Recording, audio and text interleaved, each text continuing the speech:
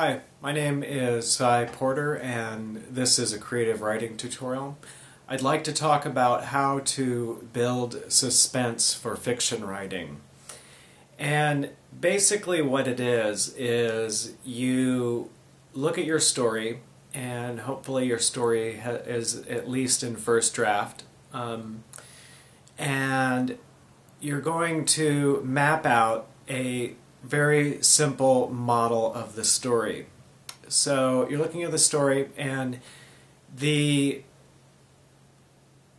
crash event, it depends on the type of suspense you're trying to build. It could be suspense for is there going to be, a great destruction, or is there going to be world domination, or are the two hopelessly in love couple who never make it together finally going to get together, or is the large vehicle with no brakes going to hit that wall? So whatever you're trying to build suspense for, you want to look at the crash event, or the event that you want the reader to kind of have in the readers to have in their minds the whole time that they're anticipating. And you aren't going to build suspense if the readers don't know about that event is going to happen. And they don't have to think that may be the only event that is going to happen. There could be options out there, but it's important that the crash event is one of the possibilities. And in this simple model you're going to be mapping out to help with your story, also keep in mind that the crash event may not be very clear to the reader. It just needs to be a possibility. And also that what we are calling the crash event is something that will happen in your story. You, the writer, already know the end of the story, when it will happen. Okay, so you have a piece of paper, and on the left side, made a little dot. That's your starting point, the beginning of the story. On the right side, you have written crash event. And what you're going to do is you're going to map out the course that the reader will take to get from point A to point B. And you want to go through the story and find all the key events that bring the reader closer, one step closer to the crash event. You're going to forget about everything else in the story and just focus on those key points. And you're going to map out,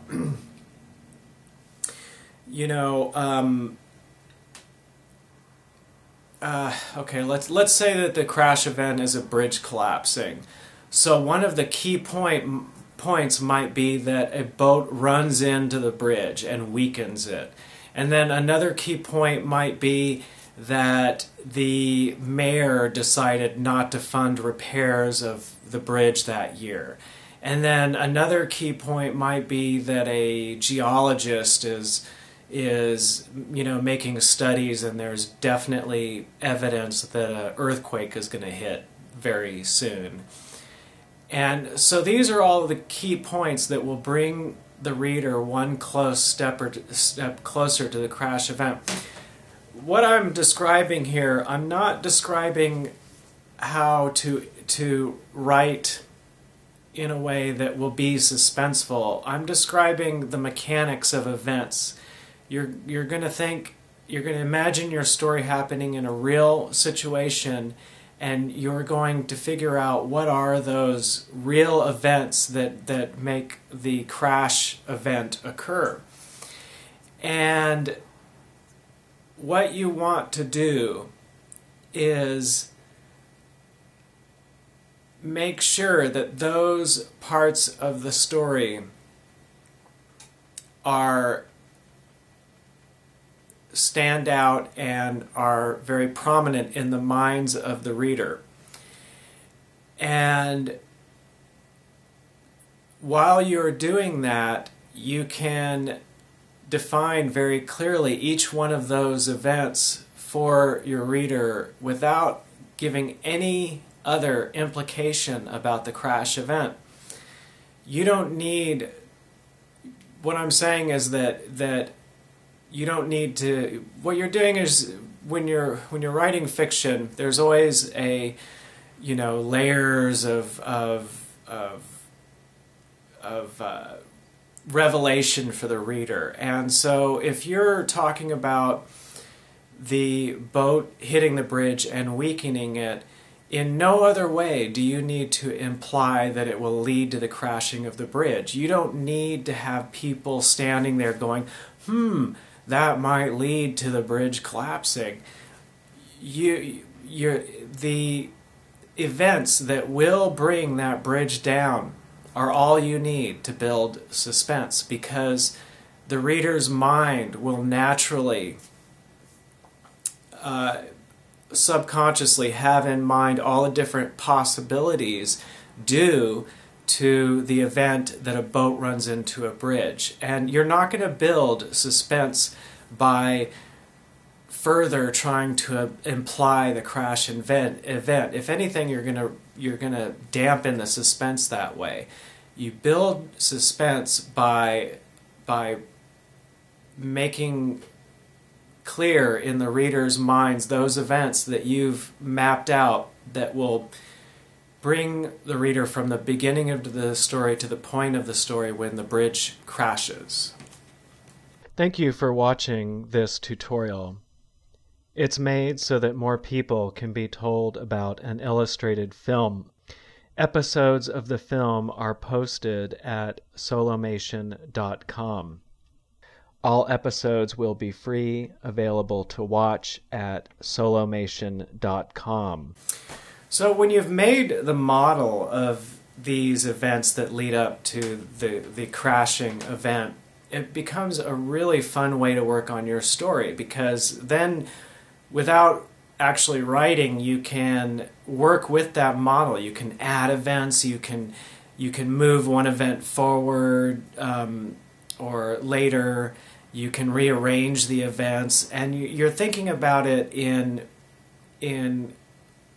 more of a mechanical way, kind of like what are the cause and effects that eventually will lead to that final event. And when I've done this, I've like totally rearranged the story and taken half of the events out and added a bunch of new ones, and this has helped my story immensely. The important thing is you really want to give the reader the sense that the story is just in chunks moving closer to this inevitable event that they either want to have happen or don't want to have happen. And also, again, they could have other possibilities for the story in mind, but even though they may think that 2 or 5 other things might happen or seem like they could happen, they're also thinking, kerchunk, kerchunk, they're nearing this inevitable conclusion, and that adds suspense. So each key event needs to logically bring the reader closer. You can't have, one day the bridge is just great, and the next day 2 of the pillars fall for no apparent reason. You want to bring the reader logically in chunks closer to that dreaded event, so that they have their mind on the bridge, and then a wave goes down the river and one of the pillars falls, and that would be the next logical thing to have happen. So that game Mousetrap? Now I know that quickly becomes a not suspenseful game, but it's a good visual for what I'm talking about. In Mousetrap, you set up all these stages, and there's no way you can get you can't get to the final point by skipping any of the points. and each step brings you to the next step. So you couldn't make it to the second step without going through the first one, and it's all this very mechanical process that finally leads to the conclusion. And this is a really great way to think about your plot in order to write suspenseful fiction. All right, I hope that encouraged you to go and write more. And I make these free tutorials to get the word out about my animated film efforts at solimation.com. Please, if you have a couple of moments, check out some of my animation work there. And I hope you have a good day.